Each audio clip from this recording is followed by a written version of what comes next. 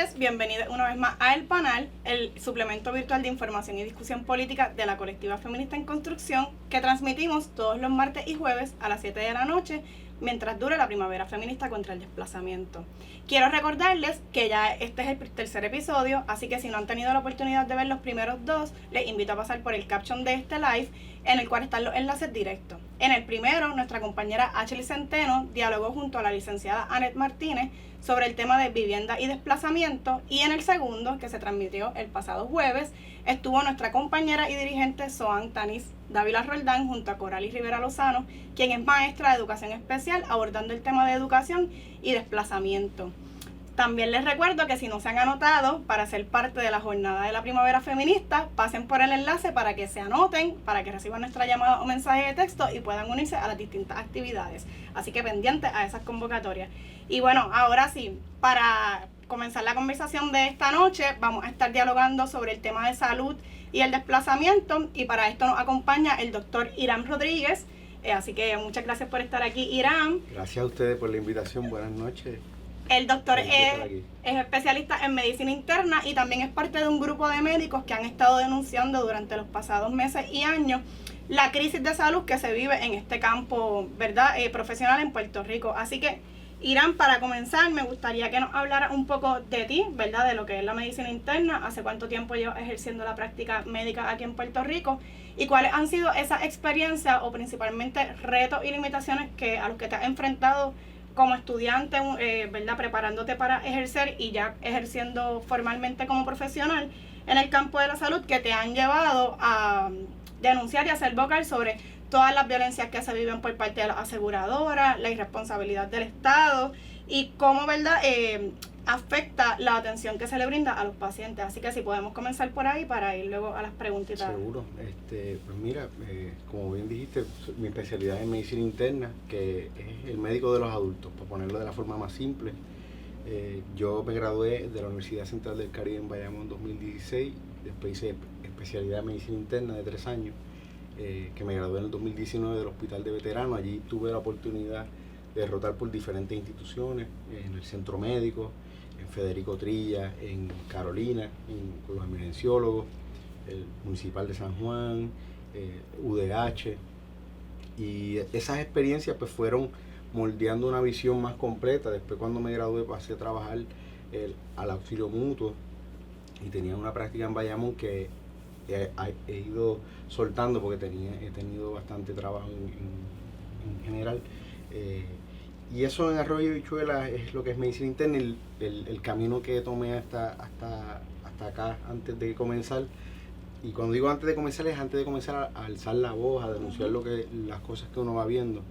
De las cosas que me motivaron, lo primero es que desde la escuela de medicina yo veía un patrón que los attendings, y los attendings son los médicos que ya están certificados con su especialidad, ya están practicando.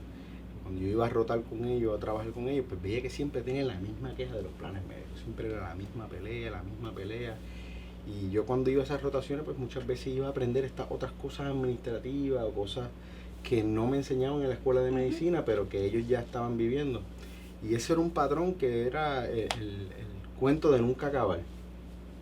Entonces empiezo a estudiar todo esto como para, yo te diría, 2015 a 2016, cómo funciona el sistema de salud, farmacéuticas, lo que son las PBM, los planes médicos. Empiezo como que a crear un organigrama de cómo funciona todo esto, y ahí fui aprendiendo. Cuando me cansé como tal dije basta ya, ¿sabes? Esto tiene que salir. Fue en el año 2021, en abril. Yo hice una carta escrita, un documento, ¿sabes?, escrito, firmado y todo, en el que denuncié lo que yo como internista estaba pasando, las dificultades que estaba pasando, particularmente en obtener el número de proveedor, que ese es el numerito que las aseguradoras te dan cuando tú trabajas y ellos te pueden pagar. Ellos usan ese numerito de proveedor para pagarte. O sea que si tú tienes X plan médico, el plan médico le paga a los médicos que están en esa red de ese plan. Y para yo estar en esa red necesito tener un número de proveedor. Entonces pues ahí es que uno nota que empiezan a obstaculizar a los médicos jóvenes, Yo empecé a aplicar en marzo del 2019 y ya era 2021 y no habían algunos planes Medicare Advantage particularmente que no me habían contestado, que me habían denegado la aplicación. El argumento de ello es que no cumplía con los requisitos. Como tú miras unas leyes que hay para proteger el éxodo y evitar el éxodo y proteger que se queden los médicos, algunos de los parámetros que las aseguradoras piden no están en esas leyes. O sea, que ellos empiezan a pedir cosas que no están en la ley orgánica de Puerto Rico, pero a la misma vez ellos tienen la potestad de tomar estas decisiones importantes. Y ahí uno se da cuenta de las contradicciones, que no hay cita para los médicos en 6 meses, no hay médicos en la isla suficiente, pero las aseguradoras no están contratando. ¿Qué métrica ellas utilizan para eso? ¿Dónde está? Así que, y perdona que te interrumpa, quería preguntarte si podías dar algunos ejemplos, aparte del que diste, por ejemplo, de los obstáculos que ponen para dar el número de proveedor a médicos que acaban de graduarse. ¿Cuáles eran esas quejas también? Porque uno de los ejemplos que diste es que escuchabas pues a los médicos que ya estaban certificados, que entendería que son quienes supervisan a quienes están rotando, sí, que les escuchabas hablar sobre las mismas quejas sobre las aseguradoras, que son los planes médicos. ¿Cuáles son esas otras? Porque en cierto modo la dinámica es que la aseguradora es casi como el patrono general de todos los médicos. Sí, es como, cuando tú lo miras, pues no tenemos vacaciones, no tenemos derechos laborales, somos servicios profesionales. En ese sentido, más que un patrono, casi se está acercando más a lo que es un amo y a la servidumbre. A ese nivel de esclavitud moderna se está moviendo la medicina, en donde estos altos ejecutivos contables muchas veces están decidiendo sobre lo que te impacta a ti, qué medicamento es el que se va a usar. A los médicos, una de las quejas que tenían era que no se les pagaba a tiempo. Se les paga el servicio que se ofreció, se tarda 3-6 meses en que se les pague. Hay veces que la factura que someten se la deniegan a los 3 meses y tienen que empezar de cero otra vez. O sea que ponen obstáculos para pagar, pagan lo que ellos entiendan, obstaculizan también a los pacientes con las denegaciones de los medicamentos. Entonces el médico es el que tiene que trabajar eso, hacer una justificación. No leen las justificaciones y la obstaculizan y es un vaivén, es como una guerra para que aprueben lo que se supone que se apruebe por evidencia científica. Claro. Y es bien frustrante en esa parte, porque tú como profesional de la salud estás ahí para el paciente, entonces que tú no puedas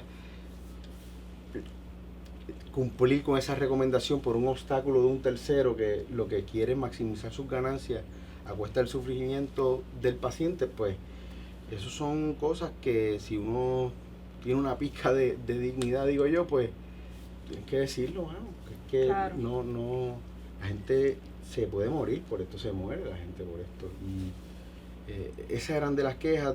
Lo más chocante que yo te diría que vi, aparte de que me obstaculizaran, fue en el hospital ver pacientes de Reforma que llegaban a sala de emergencia después de meses, años con síntomas, que iban al médico primario y le decía: mira, eso es un reflujito por ahí, tómate un antiácido. Y ver, siempre me acuerdo de esta paciente y he hecho esta anécdota antes, pero es que es parte de lo que me ha hecho dar pie al frente, porque es que cuando tú lo ves es bien triste. Una paciente que llegó a sala de emergencia con fallo renal y un montón de otras complicaciones, pero pesaba 50 libras. Tú sabes que eso no pasa de la noche a la mañana, ¿sabes? El estado de nutrición que estaba esa persona era terrible. horrible. ¿No? O sea, yo lo recuerdo y es traumático para mí recordarlo, ¿entiendes? Es como una herida a la moral de uno, tú sabes. El ver cómo esa paciente fue tantas veces a su médico, fue a diferentes salas de emergencia, y lo más que se le hizo en aquel momento fue un CT scan de abdomen. No detectaron nada. Esa paciente allí, pues cuando tienes un paciente que baja tanto de peso, pues uno busca malignidades y hace una investigación más extensa. Y en un CT scan de pecho que le mandamos, pues tenía el esófago, que es el tubito cuando uno traga, lo que conecta al estómago, en un hilo.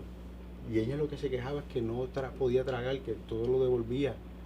Ella misma lo estaba diciendo. Así que no hubo un cuidado ni preventivo ni de ningún tipo. Nada, y llegó de 50 libras, ¿sabes? Tú lo ves, y los huesitos, y es terrible porque tú sabes que eso es algo que lleva arrastrando de hace tiempo y la paciente falleció. Años probablemente. Y no era, ¿sabes? No llegaba a 60 años. Estamos hablando de personas que pueden vivir 20 años más si hubiesen tenido un cuidado apropiado, si hubiese intervenido a tiempo. Y esas cosas así, cuando uno las ve, hay que decirlas porque es que no se puede dejar que un tercero tenga este poder. Y eso fue parte de las cosas en general que me motivaron a dar un pie adelante para hablar sobre estas cosas y tener estas conversaciones. Creo que ese ejemplo que mencionas, ¿verdad? Nos lleva como a una de las preguntas que preparé, ¿verdad? Camino a esta conversación.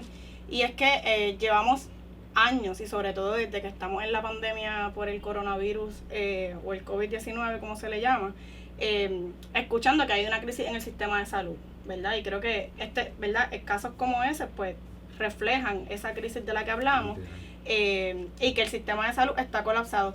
¿Qué cosas, verdad, o factores podemos mirar para, en efecto, confirmar, más allá de las experiencias que muchas tenemos como pacientes, cuando vamos a buscar servicios de salud y demás en la isla, que comprueban que la crisis de salud es pues, inminente, que hace tiempo que colapsó el sistema de salud y que el gobierno no está atendiendo el problema que tenemos, que uno, ¿verdad?, que es debido a muerte, porque lo primordial no es uno tener un estado de salud óptima para poder tener una cotidianidad pues digna, saludable, y demás.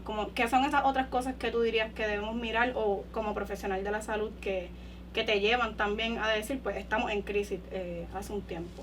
Sí, pues mira, hay cosas que son bastante evidentes, por ejemplo, eso de la cita, el tener que esperar 3, 6, 9 meses, un año para una cita, para X o Y condición, por ejemplo, un paciente que tenga algún tipo de malignidad, que tenga que ver al oncólogo.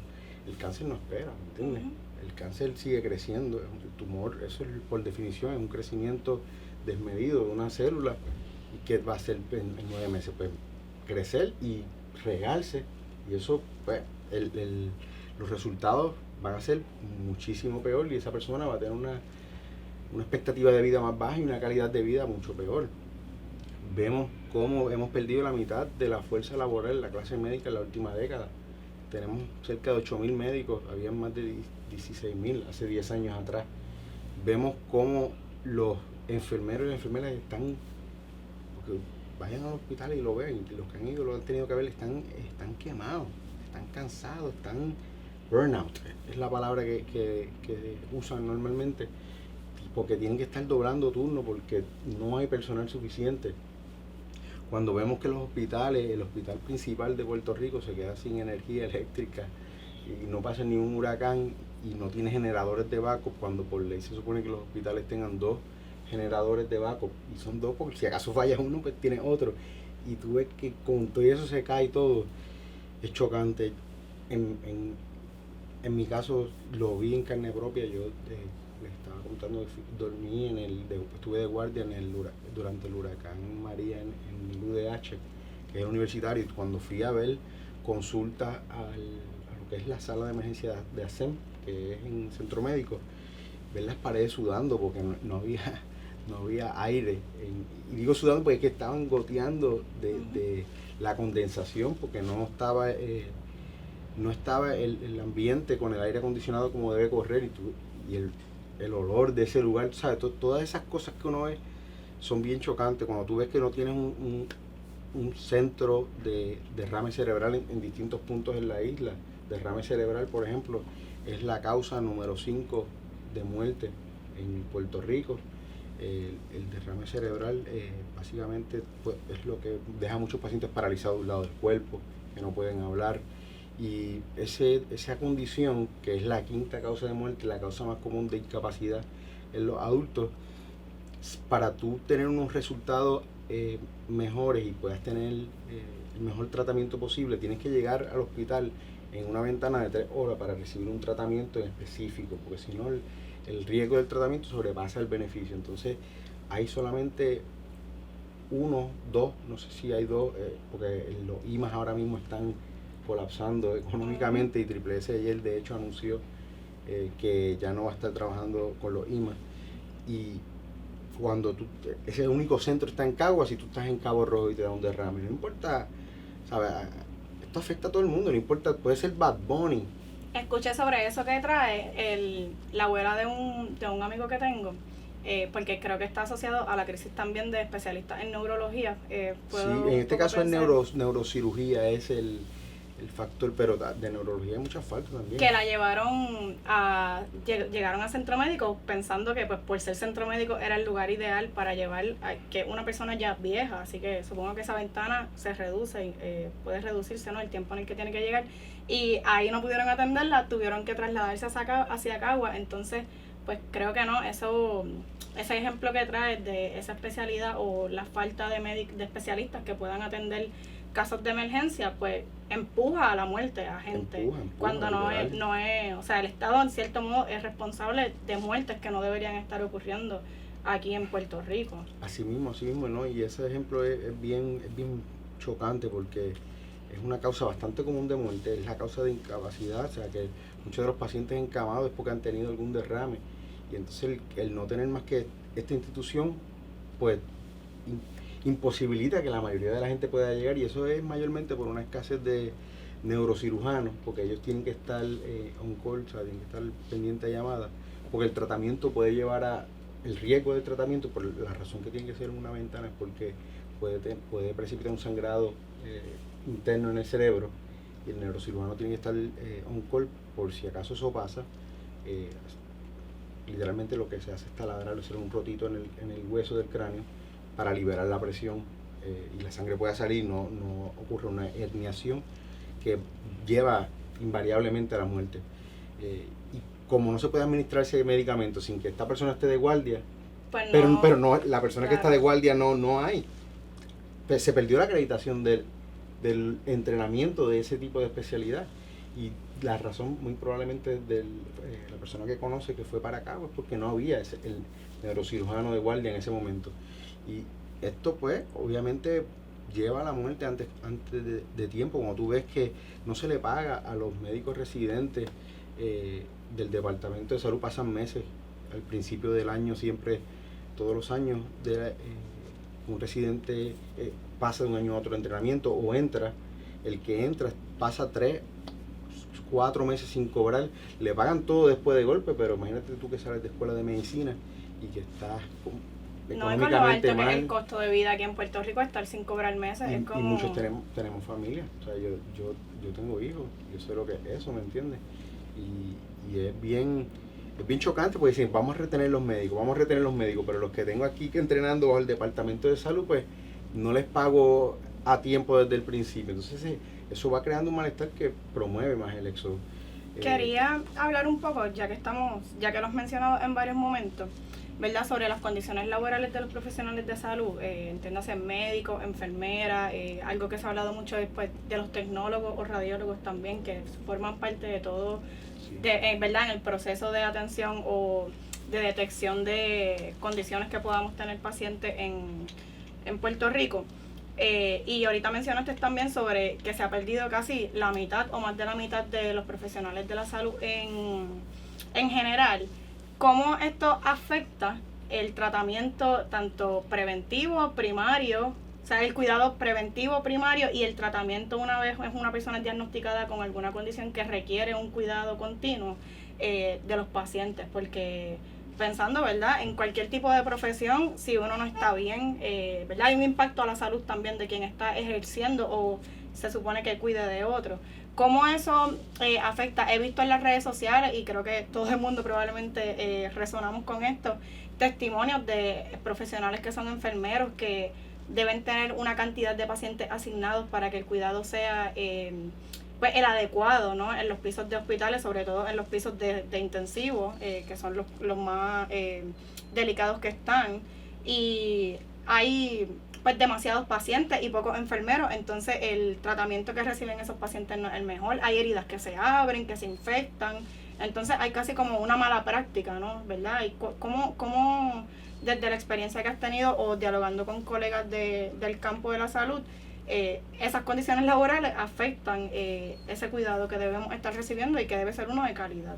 Sí, no, sin duda lo afecta. Quiero volver un momentito a lo de los indicadores, que se me quedó uno importante, que era los técnicos de sala de operaciones hay una escasez de eso y fue bien chocante hace unos meses atrás ver que los ortopedas se tenían que quedar mirando las manos, esperando a que una sala, porque ahí la infraestructura, están las salas de operaciones, pero cada cirujano necesita un asistente de sala, un técnico de sala de operaciones, y cuando el cirujano, el especialista, hay suficiente, pero no hay del técnico y no puede llevar a cabo el procedimiento, todos son indicadores de que el sistema de salud pues colapsó, que tanto tiene que estar destruido para que se le llame así. Pues mira, yo no voy a esperar a que no quede nada, pues hay que levantar la voz de alerta antes.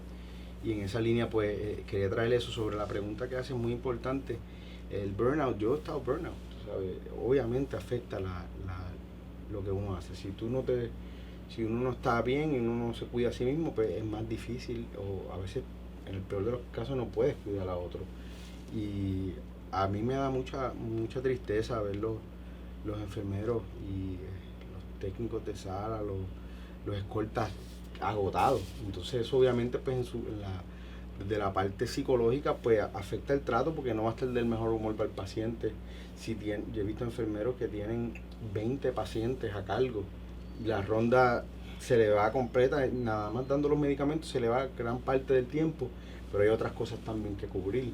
Yo he visto áreas de intensivo en que el intensivo, lo que distingue el intensivo, de hecho, no es que la infraestructura esté más linda que la otra.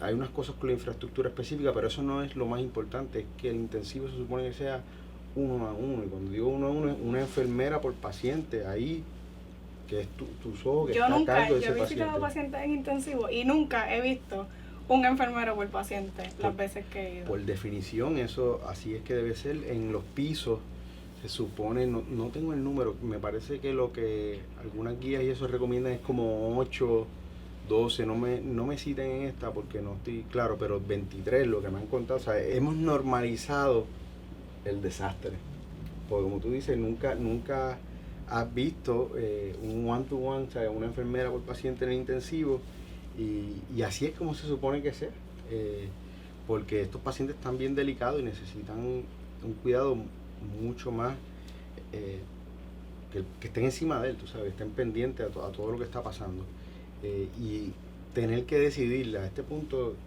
hemos llegado, y esto no es algo que me lo contaron, yo lo he vivido en centros médicos, el tener X cantidad de pacientes admitidos en mi cargo y tener 4 que se merecen estar en intensivo porque cumplen criterios, no porque yo quiera, porque cumplen los criterios, y tener yo que escoger con mis compañeros que tienen X cantidad que deben ir a intensivo también, pero hay unos espacios limitados y tú tener que escoger cuáles le da esa prioridad, es algo bien triste, es algo que se nos expone a nosotros a bregar en esa situación, y nosotros tenemos que trabajar, y las enfermeras también, con todas esas injusticias, porque el que está arriba, el de cuello blanco de la aseguradora, que está facturando 30 veces más que los médicos, 100 veces más que la enfermera, él no está ahí cuando el paciente tiene frío, cuando se está agonizando, cuando está en delirio, cuando está al borde de la muerte. Yo nunca he visto un CEO allí, a menos que sea para un familiar de ellos, tú sabes. Entonces, el hecho de que estén tomando estas decisiones sobre las personas, que las impacten, es un crimen contra la humanidad. Gracias por contar, ¿verdad? Como desde tu experiencia, porque reconozco la vulnerabilidad también que implica sobre todos los temas que estamos abordando, pero ¿verdad? Tener que trabajar con decidir casi sobre la vida o la muerte de una persona es una responsabilidad enorme, puedo imaginarme. Y creo una de las preguntas que tengo aquí que nos falta más o menos por cubrir es sobre la relación que tiene la crisis de salud y el desplazamiento. Y creo que todas y todos en Puerto Rico tenemos no solamente familiares que están fuera de la isla, ¿verdad? Particularmente en los Estados Unidos, pero también conocemos personas que se han ido para poder recibir cuidados médicos que aquí no logran obtener por las trabas con las aseguradoras médicas, porque el plan no lo aprueba, porque piden demasiada justificación o varias veces el mismo diagnóstico. Y ¿cuál es, verdad? ¿De qué manera has tenido como, quisiera que comentaras un poco sobre si esas experiencias son cosas que cada vez se ven en aumento desde ya tú ejerciendo, ¿verdad? Porque eres médico, yo solamente soy paciente. Y que hables un poco de eso, tanto de los pacientes, porque sé que hay mucha gente en las noticias a cada rato, o sobre todo por las redes sociales, se leen esos testimonios sobre gente que tiene condiciones como cáncer, que es una que pues cada día son más las personas casi diagnosticadas con ese mal, condiciones del corazón, incluso algo que en la manifestación que hubo yo compartí que mi pompa de asma llegó más rápido de Hawái a Puerto Rico que en lo que el plan la aprobaba. Entonces, ¿verdad? ¿Cuál es cómo compara la situación médica aquí o las trabas que ponen con otros lugares del mundo, no solamente Estados Unidos, que puedas conocer, y la agilidad que hay para priorizar la salud de la gente? Pues mira, hay una relación directa, sin duda, entre el desplazamiento y la crisis que está pasando. Tengo familiares directos que se han ido del país a buscar cuidado médico, así que no tan solo como médico lo he visto, sino también lo he visto en mi familia, que ellos como pacientes. A nivel de la situación, bueno, lo del COVID-19 afectó muchos sistemas de salud alrededor del mundo, ¿sabes? Hay muchos sistemas de salud que están en una situación precaria, pero el de nosotros está emulando el de Estados Unidos, y yo no tengo problema en emular algo que funciona, pero cuando tú ves que Estados Unidos es el país que más gasta por cabeza, por cápita, por persona, y tiene la expectativa de vida número 40, 39 la última vez que vi, no cuadra, hay algo, porque tenemos los países escandinavos, Noruega, Suecia, Dinamarca, que ya están quizá un poco más de la mitad de lo que Estados Unidos gasta, pero la expectativa de vida es mayor, la gente vive más tiempo, o sea que hay una separación ahí, una contradicción de que no porque tú gastes más vas a tener mejor servicio, y eso es algo que nosotros tenemos que mirar como país. Sobre lo del sistema de salud en Estados Unidos, por ejemplo, en Nueva York, las enfermeras hace poco se fueron en huelga, y la huelga no solamente era para mejores pagas ni nada de eso, era para los pacientes. Era bajo de las palabras que usaban era safe staffing, y era que hubiese cantidad suficiente apropiada de enfermeras para los pacientes, porque les va mejor a los pacientes. Y eso es algo que se ve allá, pero aquí se ve más marcado aún, y afecta a los pacientes porque es que el no tener ese cuidado promueve el desplazamiento. Y es parte de lo que nos motivó a hablar, porque aquí se están, y yo he traído este argumento, obviamente pues hay personas que sienten que es muy fuerte, pero para mí es la realidad. Cuando tú miras la definición de las Naciones Unidas de lo que es un genocidio, pues eso tiene diferentes letras, la definición A, B, C, D, no tiene que cumplirlas todas para ser considerado un genocidio. Antes de eso, pues quiero decir que hay genocidios que ocurren en una duración de tiempo corto, como por ejemplo el Holocausto, que murieron millones de personas en una década, pero hay genocidios más lentos, como el que ha pasado con los nativos americanos, que los han arrasado y ha sido por siglos. Y eso hay que traerlo, porque cuando uno habla de genocidio, rápido piensa en el Holocausto, en el que es evidente a corto plazo. Y aquí es más sutil, y el argumento es que cuando tú tienes una junta de control fiscal que no es electa por el pueblo, que evidentemente es parte de la enfermedad colonial, que crea condiciones de vida que promueven ya sea la destrucción parcial o completa de un grupo de personas, sea porque se mueren antes de tiempo o porque se tienen que ir, pues eso es uno de los criterios de la definición de genocidio. Y obviamente pues está el que dice, no, pues ve al International Criminal Court of Justice y ve y prueba eso, y los que se ponen, tú sabes, los letrados que se ponen académicos con esto, que no ven lo que uno ve y lo que los pacientes viven, pero que prueben lo contrario, porque es que lo que uno ve es eso, y hay que llamar las cosas como son para poder enfrentarlas de la manera correcta, y también para que espabilen esa gente de allá de la Junta y toda la gente del norte, que nosotros sabemos lo que está pasando. Claro, y eso es lo que me interesa que el pueblo sepa, y todos ustedes. ya nos queda poquito tiempo y nos quedan dos cositas por cubrir que son súper importantes que no me gustaría que las dejáramos pasar, y una de ellas es ¿verdad? El reclamo de un sistema de salud universal. Creo que antes de entrar ahí me gustaría igual recapitular sobre, ¿verdad? Y mencionar de manera muy rápida que pues la crisis de salud está evidenciada, aparte de lo que hemos estado compartiendo en la conversación, por la falta de facilidades de salud, porque es un problema que hay, como el caso de Vieques, que es uno de los ejemplos casi por excelencia, que continúa sin hospital, y no hay un sistema de transportación eficiente, así que no hay manera de atender, ¿verdad? No de atenderla, sino que el gobierno no está atendiendo la situación por ninguna de las vías. La mayoría de los hospitales en el país son privados, así que están a la merced también de empresarios, como tú comentabas al inicio de la conversación, que no son especialistas en el campo de la medicina, sino es gente de otras profesiones tomando decisión sobre algo que no conocen o que no tienen el expertise. El asunto de el largo tiempo de espera, tanto para obtener una cita médica como para ser atendido una vez llega el momento de la cita. Que es algo un poco contradictorio, porque mencionabas que a veces los planes médicos retardan el proceso para admitir a proveedores de salud como parte de su red, o dicen que la red está llena y de momento pues los médicos están saturadísimos de pacientes. Así que eso pues son cosas que quería como recapitular y pasar un poco a mencionar algo que se ha dado durante estos pasados días, particularmente al final de la semana pasada, y es que Pierluisi estaba haciendo el llamado a que los jóvenes nos pusiéramos a parir. En mi caso, yo no soy mamá, tengo el deseo de ser mamá, y desde la COLE, ¿verdad?, tenemos una consigna que es de las más importantes, que es que las maternidades van a ser libres y deseadas. Y es sumamente interesante porque el día antes de esa noticia hubo portada en uno de los periódicos principales del país hablando de que los patronos pasaban trabajo consiguiendo empleados, como si fuera una cosa de que la gente no quiere trabajar, cuando sabemos que es todo lo contrario, que es que hay necesidad de trabajar, pero las condiciones laborales, tanto en el campo de la salud como en cualquier otra, son terribles.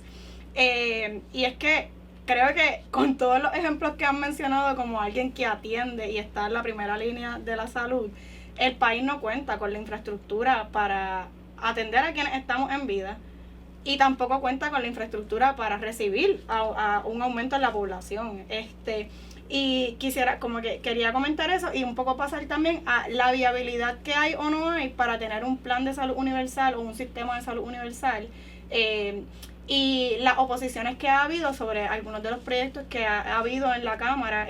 Creo que está el PED de la C-113, que hubo oposición de muchísimos sectores. Por ejemplo, el subsecretario de Salud decía que no ha visto un mejor momento en el campo de la salud en Puerto Rico, y pues creemos que aquí no vive, porque quienes vivimos aquí sabemos que en peor momento, ¿verdad? Es uno de los peores momentos y cada día es más terrible. ¿Y cuál es la posición de los profesionales de la salud como tú, que están muy conscientes de la situación, de cómo nos afecta tanto a los pacientes como a ustedes, y cómo este modelo ha funcionado en otros lugares del mundo, ¿verdad? ¿Cuál es el planteamiento sobre un sistema de salud universal que tenga pues un pagador único, que no tenga todos estos planes médicos privados, que sea, ¿cómo se vería? ¿Lo ves viable? Sí, es 100% viable. De hecho, se podría hasta implementar sin esperar por un estudio, porque aquí tenemos un problema en que siempre esperamos estudios, y eso le permite a los que no quieren el progreso real nuestro evolucionar y poner más trabas en ese proceso. Yo, tal vez porque vengo de una generación que está más cansada, quiero los cambios más rápido, tú sabes. Y cuando tú ves la data de otros países, pues ya eso debería ser suficiente. Y especialmente los países que tienen un sistema de salud universal, que cuando tú miras los primeros 10 en expectativa de vida, todos tienen un sistema de salud universal. Ahora, ¿qué cambio? Pues hay diferentes formas de ofrecer lo que es un sistema de salud universal. Hay uno que es el modelo Beveridge, que es el inglés. Ese es el que se usa en el National Health Services, NHS inglés. Y el doctor Arbona, cuando implementó el sistema universal que hubo aquí, fue modelando ese en particular. Ese sistema, el gobierno es el que es dueño de la infraestructura, de los hospitales, y es el patrono de los profesionales. Aquí pues obviamente eran los CDT, cada municipio tenía su CDT, tenía esa infraestructura, los hospitales de área y todo eso. Hay otro modelo que es el alemán, no recuerdo, tiene un nombre también del creador, y es con múltiples pagadores, algunos no for profit y otros for profit, que no he entrado en los detalles para ver las diferencias sutiles entre uno y otro comparado con el beverage. Y está el de pagador único. El de pagador único es el que tiene, por ejemplo, Canadá, que tiene un sistema de salud universal. Son viables todos, tú sabes, de que es bueno tener un estudio que documente y evidencie la viabilidad, sí, por eso hemos apoyado proyectos que van en esta línea, pero también creemos que no, o sea, que se puede dar pie forzado mirando la data de otros países escandinavos, como dije, que Noruega, Dinamarca, todos tienen un sistema de salud universal y gastan menos por persona que los Estados Unidos, y viven 5, 7, 8 años más las personas en promedio, o sea, que tienen mayor expectativa de vida, más calidad de vida. Aquí el modelo, lo que sí es que pues, ir a un modelo como lo que era la Albona, pues está un poco complejo, porque tendríamos que adquirir la infraestructura que Pedro, el genocida, regaló a Pescado Bombado a su y que se echaba a perder porque esos son estorbos públicos, muchos los edificios lamentablemente lo son alrededor de la isla. Entonces pues va a ser complejo porque somos un país que está en quiebra, pues cómo vamos a adquirir esos activos para poder implementar ese sistema. Así que yo a corto plazo yo veo más viable un sistema de salud universal de pagador único. A mí me gustaría que miren, y me han hablado de esto los colegas de salud pública. Hay un modelo en Connecticut que ellos se cansaron, y Connecticut es irónico porque Connecticut es la capital de las aseguradoras. Allí pues la gente, a través de la información que fue saliendo, que vieron cuánto el plan de Medicaid, que viene siendo la reforma de acá, cuánto le pagaba a sus profesionales, pues la gente se indignó cuando vio lo que era y pidieron sacar todos los planes privados con fines de lucro de ese programa Medicaid, que es la reforma, y se lo dieron a una aseguradora non-for-profit con otros parámetros de transparencia. Eso fue como para el 2011. Vi una actualización hace poco y los costos administrativos bajaron como de 9% a 4%. El costo del paciente Medicaid por año está en promedio por debajo de lo que se gasta en los demás estados. Y Connecticut es un estado que el costo de vida es alto. O sea, que gaste menos el paciente en un sitio de... Que es lo mismo, o sea, eso que trae, en los mismos Estados Unidos hay ejemplos.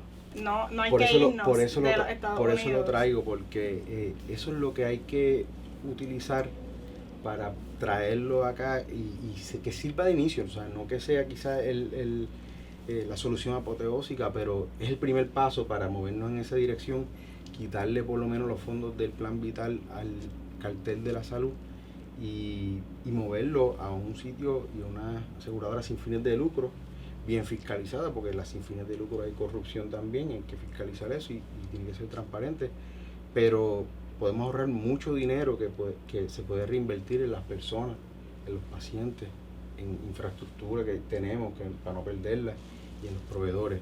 Y estamos hablando de millones de dólares, ¿sabes? El plan de la reforma maneja 4.6 billones todos los años, ¿me entiendes? Entonces...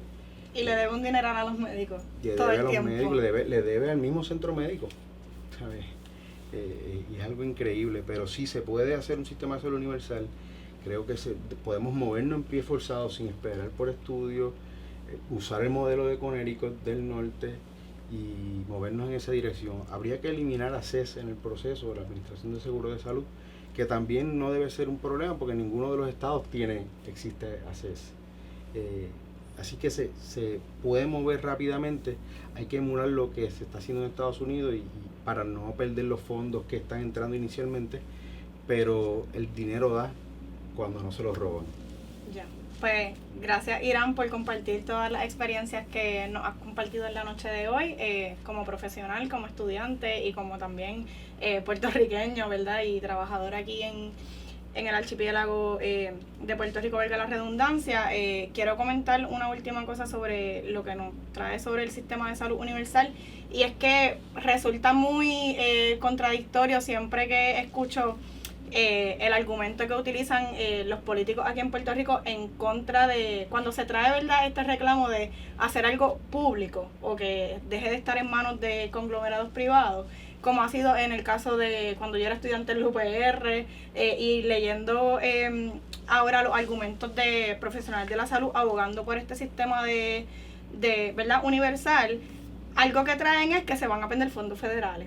Siempre que se aboga por pues socializar o que sea el gobierno quien tenga control total de un servicio que pues es una necesidad básica que tiene que ser cubierta, lo que vienen con el cuco, como diría gente por ahí, de que se van a perder los fondos. Se van a perder los fondos, se van a perder los fondos. Y con ese cuco se perdió la acreditación de los residentes de neurología, que ahorita lo mencionaste. O sea, por sí, mala administración. Neurocirugía. Son otras cosas las que se pierden. O sea, por otras razones se pierden cosas, no por las que siempre nos dicen. Así que yo creo que es muy contradictorio el argumento que utilizan la clase política en Puerto Rico, porque pues son fondos públicos, así que ¿cuál es el problema con que lo administre el gobierno y que sea desde ahí de donde se socialice, que no se esté repartiendo hacia manos de gente que lo que quiere es tenerlos para sacarle millones, que es lo que estamos viendo ahora mismo? Quería hacer ese breve comentario y nada, creo que a lo largo de esta conversación queda evidenciado, ¿verdad?, una vez más, que hay una crisis de salud que es inminente en Puerto Rico. Nos están empujando, ¿verdad?, a una muerte prematura a muchas de las personas que vivimos aquí en la isla, no solamente, ¿verdad?, a puertorriqueñas y puertorriqueños. Hay otras personas que residen en Puerto Rico que también están en condiciones de vulnerabilidad, como son los compañeros y compañeras que llegan a vivir a Puerto Rico desde otros países. Puedo mencionar la comunidad dominicana que lleva años viviendo aquí. Así que, ¿verdad?, hay otros grupos también que están en una mayor vulnerabilidad, sobre todo cuando muchas de estas compañías que proveen planes médicos son privadas. Así que si a mí, por ejemplo, me han negado acceso a planes médicos privados porque he solicitado y me lo han negado, a personas que tienen un estatus migratorio irregular, puedo pensar que la situación o ¿verdad?, la falta de atención médica que tienen es enorme. Personas que están en pueblos que están lejos del área metropolitana, donde no hay hospitales para recibir el servicio, también es una vulnerabilidad mayor. Así que, ¿verdad?, pensar la crisis de salud conlleva también pensar esas otras vulnerabilidades que tienen muchas de las personas aquí en Puerto Rico, que no permiten acceder. Si uno está trabajando 24/7 y te tienes que coger el día libre para ir a una cita médica, pues el balance que se hace cuando el costo de la vida va en aumento cada semana, pues es que vas a trabajar y dejas de ir a la cita médica. Y son otras formas también de empujar a un deterioro de la condición propia de salud física y mental. Desde la COLE llevamos, ¿verdad?, ya más de un año trabajando el tema del desplazamiento. En esta primavera quisimos abordar distintos temas específicos. Como ya mencioné, se abordó el de vivienda, el de educación. Hoy hablamos sobre la salud, y en los próximos episodios se va a estar hablando sobre el tema de recursos naturales, la venta de los recursos naturales y la falta, ¿verdad?, el poco acceso que se nos permite a quienes sostenemos el país, el tema de los empleos y la falta de salario digno o de derechos laborales que sean óptimos para poder tener una calidad, ¿verdad?, digna de vida. También se va a estar hablando sobre el tema de la alimentación y la comida, que está muy relacionado a la salud, porque en la medida, ¿verdad?, muchas de las condiciones crónicas que están presentes en la población aquí en Puerto Rico tienen todo que ver con la mala alimentación que tenemos, porque uno es lo que come y pues la comida que hay aquí no es necesariamente muy saludable. Así que les invito y les exhorto a que sintonicen el próximo jueves y martes y jueves de la semana de arriba el panel a las 7 de la noche, a que se anoten en el formulario de la Primavera Feminista para que puedan sumarse a las reparticiones de boletines. Vienen por ahí unas convocatorias súper chéveres de unas actividades que van a ser amplias, así que no dejen de participar. Exhortamos también a la clase médica que nos sigue a que se unan, a que se organicen. ¿Verdad? Para nosotras siempre es importante que quienes viven las experiencias de primera mano sean quienes hablen sobre ellas, así que En nuestro caso, ¿verdad? Como pacientes, pues podemos reclamarle al Estado que atienda nuestra salud, pero le toca también a los profesionales de la salud reclamar condiciones dignas laborales para poder ejercer, para poder estar bien y para poder cuidar bien de la población. Así que hacemos esa exhortación y nada, a que nos sigan en todas las plataformas digitales. Pueden pasar por nuestra página web para leer el manifiesto contra el desplazamiento. Y nada, muchas gracias por sintonizar. Nos vemos en la próxima.